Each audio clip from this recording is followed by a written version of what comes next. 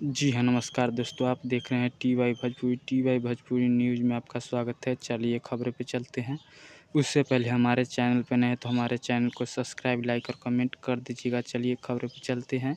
Power star Pawan Singh ji का सावन का पहला सॉन्ग का पोस्टर आ गया है। आप लोग नहीं देखे हैं तो हमारे स्क्रीन पर दिखाई दे रहा होगा, जिस गाने का नाम है जागी ए बाबा।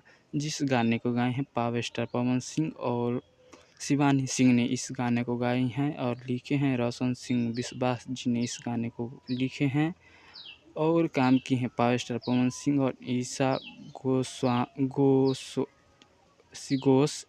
घोष जो जेपी स्टार पे फिल्म पे ये आने वाला है। ये सॉन्ग जो पावर स्टार पवन सिंह जी का पहला सॉन्ग बोलबम का होगा 2024 का। और इस गाने में म्यूजिक दिए हैं सागर आकाश जी ने इस गाने में म्यूजिक दिए हैं। तो फिर मिलते हैं अगले वीडियो में। आज के इतना ही और जय हिंद, जय भारत, जय भोजपुरी। और हमारे चैनल पे नए हैं तो हमारे चैनल को सब्सक्राइब, लाइक और कमेंट कर दीजिएगा। चलिए फिर मिलते हैं अगले वीडियो में।